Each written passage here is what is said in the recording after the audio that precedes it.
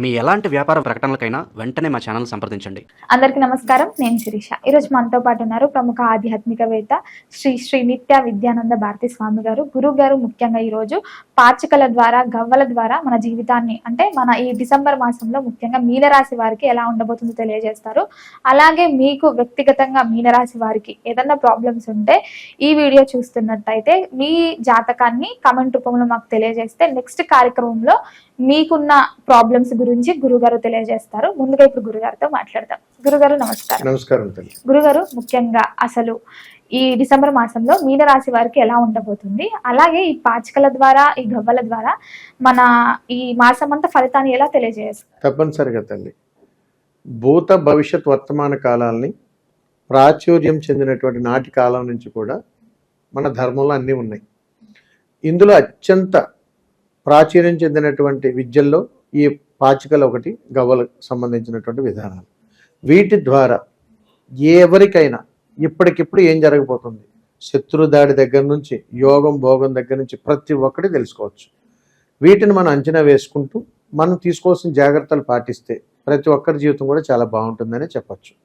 దీనితో పాటుగా ఇవి ఎంతో శక్తివంతమైనటువంటి సాధన చేస్తూ గురువుల యొక్క పరంపరలో మంత్రశక్తితోటి, మంత్రానుష్ఠానముతో, దేహ ఆత్మ మహాసంకల్పముతో, గురువుల యొక్క సాక్షాత్కారముతోటి, మంత్రానుష్ఠాన సిద్ధితోటి, మహాసంకల్ప శక్తితోటి సాధన చేస్తే ఆ పరంపరగా వచ్చేటువంటి విద్యలు వీటిని ఉపయోగించుకొని ఇప్పటికిప్పుడు ప్రస్తుత పరిస్థితుల్లో మీకు రేపు ఏం జరగబోతా ఉంది, మీరు ఏదైనా పని తలపెడితే అది అవుతుందా అవుదా, ఎస్ఆర్ నో డిసిషన్ వెంటనే తీసుకోవచ్చు. అలాంటి యోగకరమైనటువంటి అనుగ్రహంతో కూడుకున్నటువంటి మహాప్రయాణం కాబట్టి దీని ద్వారా కూడా అనేక రకాల విషయాలు మనం తెలుసుకోవచ్చు తల్లి. ముఖ్యంగా గురుగారు, మరి ఈ డిసెంబర్ మాసంలో మీన రాశి వారికి, స్త్రీలకి పురుషులకి ఎలా ఉండబోతుంది? డిసెంబర్ మాసంలో మీన రాశి వారికి ఎలా ఉండబోతుందో ఒకసారి పాచికలను అడిగి చూద్దాం. డిసెంబర్ నెలలో పాచికలను అడిగి చూస్తే మీనరాశి వారికి అనేక రకాలైనటువంటి సమస్యల్లో చిక్కుకోబోతున్నారు. దీర్ఘకాలికంగా ఉన్నటువంటి బంధుత్వాలన్నీ తెగిపోతాయి, శత్రువులన్నీ తెగిపోతాయి. అంటే ఎప్పటి నుంచో మనకి శత్రువులు ఉన్నటువంటి వాళ్ళందరూ కూడా దూరం అయిపోతారు. రెండోది, మిత్రులు కూడా దూరం అయిపోతారు, ఒంటరిగా మిగులుతారు. కానీ దీంట్లో ఒక విధానం ఉన్నది వీళ్ళకి, పాచికలు చెప్పే విధానంలో ఏమని ఉన్నదంటే, మీనరాశి వారికి డిసెంబర్ మాసంలో కొత్తగా వ్యాపారాల్లోకి వెళ్ళటము, కొత్తగా వ్యాపారాన్ని ప్రారంభం చేయటము, అప్పటి వరకు అనుకూలంగా ఉన్నటువంటి సమయాన్ని వృధా చేసుకోవటము, చక్కగా నడుస్తున్నటువంటి బంధాలని పాడు చేసుకోవటము, ఇలాంటి ప్రయాణాలన్నీ కూడా వీరికి ఈ నెలలో ఎదురవుతాయి. దీనిని డిసెంబర్ మాసంలో జరిగేటువంటి ఉపద్రవాలుగా చెబుతారు. అంటే వ్యాపారంలోనూ నష్టాలు చూడొచ్చు, మిత్రుత్వంలోనూ శత్రుత్వం చూడొచ్చు, అన్నీ ఉండి అందరినీ దూరం చేసుకోవచ్చు. ఒక మాటలో చెప్పాలంటే ఇలాంటి ప్రయాణాలన్నీ కూడా మీనరాశి వారికి డిసెంబర్ మాసంలో అనుకూలంగా ఉన్నాయి. మరి ఇది ఎవరికి ఎలా ఉండబోతుందో కూడా మనం తెలుసుకోవచ్చు.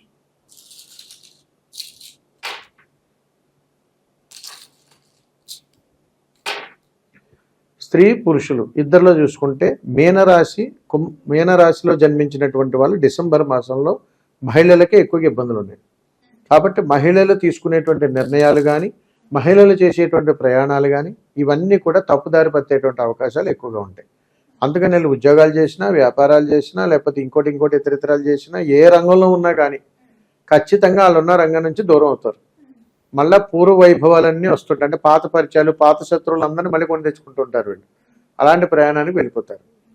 ముఖ్యంగా గురుగారు, మరి విద్యార్థులకు ఎలా ఉండబోతుంది అంటారు? మీనరాశి వారికి విద్యార్థి దశలో ఉన్నటువంటి వాళ్ళకి ఎలా ఉందో చూద్దాం. అసలు బాగాలేదమ్మా. కాబట్టి వీళ్ళు చాలా జాగ్రత్తగా ఉండాలి. అన్నిట్లోనూ వెనుకడుగులోనే ఉంటారు ఈ మీనరాశి వారు ఇప్పుడు ప్రజెంట్ డిసెంబర్ నెల వరకు. గురుగారు, మరి ఇప్పుడు విద్యార్థులకు బాగాలేదు కాబట్టి ఏదైనా పరిహారం తెలియదు? తప్పనిసరిగా తల్లి, ఒకసారి ఇద్దరికి చూద్దాము. అనుకూలంగా ఉంటే ఒకటే చెబుదాం.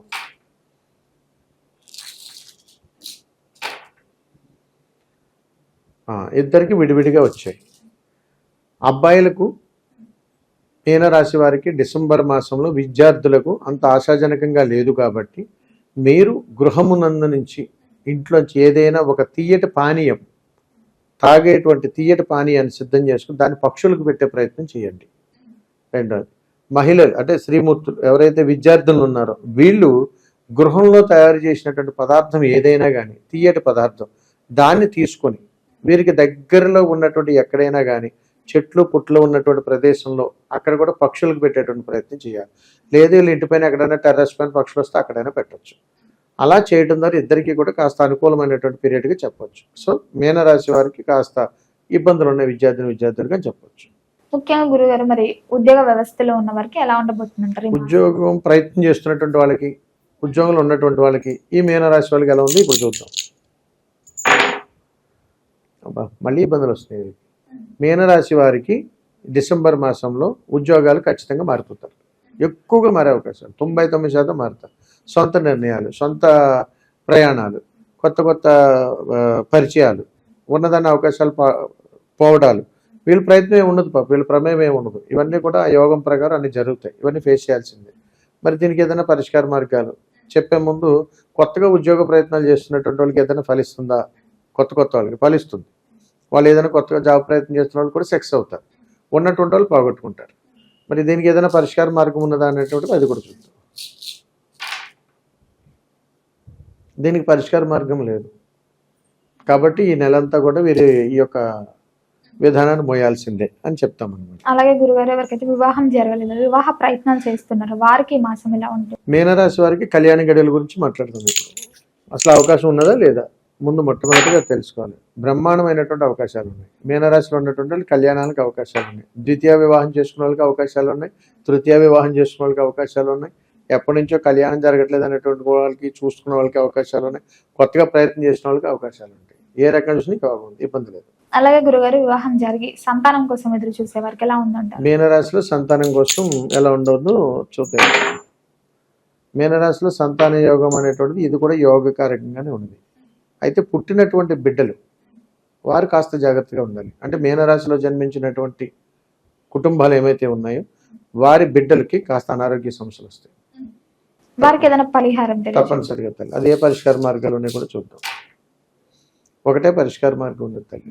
వీరు ఒక నూతన వస్త్రం, అది కూడా తెలుపు వస్త్రాన్ని, చేతులు తుడుచుకోవటానికి అనుకూలంగా ఒక చిన్న వస్త్రాన్ని తీసుకొని ఏదైనా ఒక దేవాలయానికి వెళ్ళి అక్కడ ఒక అయ్యవారికి ఇచ్చి నమస్కారం చేసుకోవాలి.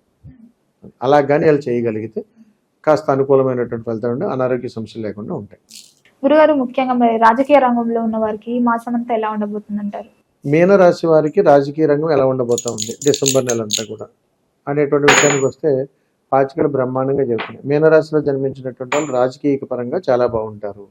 కానీ ఒక షరతు ఉంది. స్త్రీమూర్తుల నుంచి అవమానాలు ఎదుర్కొంటారు రాజకీయ నాయకులు. అది కుటుంబం కావచ్చు, బంధుత్వం కావచ్చు, ఇరుగు పొరుగు వాళ్ళు కావచ్చు, ఎవరైనా కావచ్చు.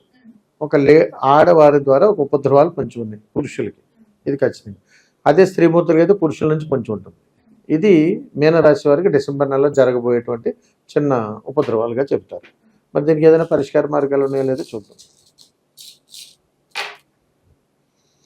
వీరికి పరిష్కార మార్గం లేదు. కాబట్టి కంపల్సరీ వీళ్ళు ఈ నెలంతా కూడా జాగ్రత్తగా ఉండడం అనేటువంటిది తప్పనిసరి. ముఖ్యంగా గురుగారు విదేశాలకు వెళ్ళడం చాలా మంది అనుకుంటారు. సో ఈ డిసెంబర్ మాసంలో మీనరాశి వారు ప్రయత్నాలు చేస్తున్నారు కాబట్టి అసలు వెళ్ళగలుగుతారా? వెళ్ళలేరా? మీనరాశి వారికి డిసెంబర్ మాసంలో విదేశీయానం ఎంతవరకు అనుకూలంగా ఉంది ఇప్పుడు మనం తెలుసుకోబోతాం. బ్రహ్మాండంగా ఉన్నది, అనుకూలత ఉంది. వీళ్ళు ఏదైనా ప్రయత్నం చేస్తే సక్సెస్ అవుతారు, అందులో డౌట్ లేదు. ముఖ్యంగా గురుగారు మరి ఎవరైతే మీనరాశి వాళ్ళు శత్రువుల నుంచి బాధపడుతున్నారో, నరదిష్టి, నరఘోష, సో ఈ మాసంలో వీరికి ఎలా ఉండబోతుందంట? తప్పనిసరిగా తల్లి.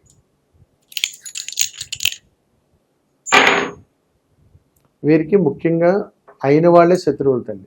డిసెంబర్ మాసం అంతా కూడా వీరికి శత్రువులు బయట వాళ్ళ నుంచి రాలేదు.